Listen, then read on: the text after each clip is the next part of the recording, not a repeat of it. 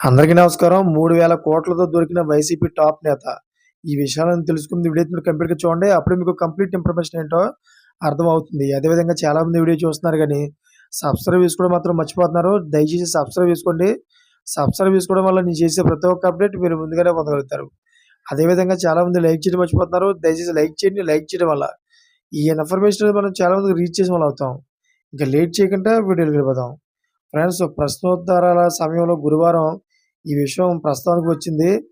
అయితే టీడీపీ సభ్యులు బండారు సత్యనారాయణమూర్తి, కొండ్రు మురళి, రాజగోపాల్, బత్తుల శివరామకృష్ణ, పుట్టా సుధాకర్ యాదవ్లు ఈ విషయాన్ని ప్రస్తావించారు. అయితే 22 జాబితాలో ఉన్న భూములు, ఫ్రీ హౌల్డ్ పట్టాలు, జగనన్న కాలనీల కోసం సేకరించి భూములలో భారీగా అవకతవకలు జరిగాయని, వాటి విలువ సుమారు 2 లక్షల కోట్ల వరకు ఉంటుందని, ఇది బోఫోర్స్ కుంభకోణం కంటే పెద్దదని చెప్పారు.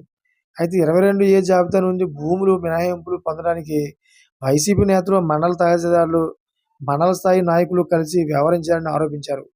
ఒక్క విశాఖపట్నంలో 3000 కోట్ల విలువన్న 300 ఎకరాల స్థలం రిజిస్ట్రేషన్ అయినట్లు సభ దృష్టికి తీసుకొచ్చారు. తమ వద్ద అన్ని ఆధారాలు ఉన్నాయని, హైకోర్టు సిట్టింగ్ జడ్జితో విచారణ జరిగితే ఆధారాలు సమర్పించి సహకరించడానికి సిద్ధంగా ఉన్నామని వారు పేర్కొన్నారు. అయితే విశాఖపట్నంలో వైసీపీ నేతలు విజయసాయిరెడ్డి, వైవి సుబ్బారెడ్డి కనుసంపలోని భూములను రిజిస్ట్రేషన్ జరిగిందని తెలిపారు. విశాఖతో పాటు రాజానగరం నియోజకవర్గంలో కూడా ఇనాం భూములపై నకిలీ డాక్యుమెంట్స్ సృష్టించి వైసీపీ నాయకులు భూ ఆక్రమణ చేశారని తెలిపారు. అయితే ఈ దశలో స్పీకర్ చింతగల అయినపాత్రుడు జోక్యం చేసుకుంటూ హౌస్ కమిటీ లేదా సిట్టింగ్ జడ్జితో విచారణ చేస్తే వాస్తవాలు బయటకు వస్తాయని ప్రభుత్వానికి సూచించారు. అయితే అనంతరం రెవెన్యూ శాఖ మంత్రిగా అనగాని సత్యప్రసాద్ సభలో మాట్లాడుతూ, గత వైసీపీ ప్రభుత్వ హయాంలో 22 జాబితా చట్టాలను తమకు అనుకూలంగా మార్చుకుని భూదోపిడీ చేసినట్లు ఆరోపించారు. అయితే భూ కుంభకోణంపై ముఖ్యమంత్రితో చర్చించి హౌస్ కమిటీ వేసే యోచనలో ఉన్నట్లు చెప్పారు.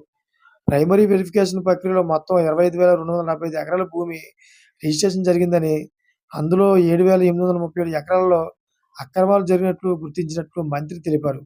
అయితే వైసీపీ ప్రభుత్వ హయాంలో రాష్ట్రంలో భారీ కుంభకోణం చోటు చేసుకుందని, దానిపై హైకోర్టు సిట్టింగ్ జడ్జితో విచారణ జరిపించాలని టీడీపీ సభ్యులు డిమాండ్ చేశారు. Thanks for watching friends.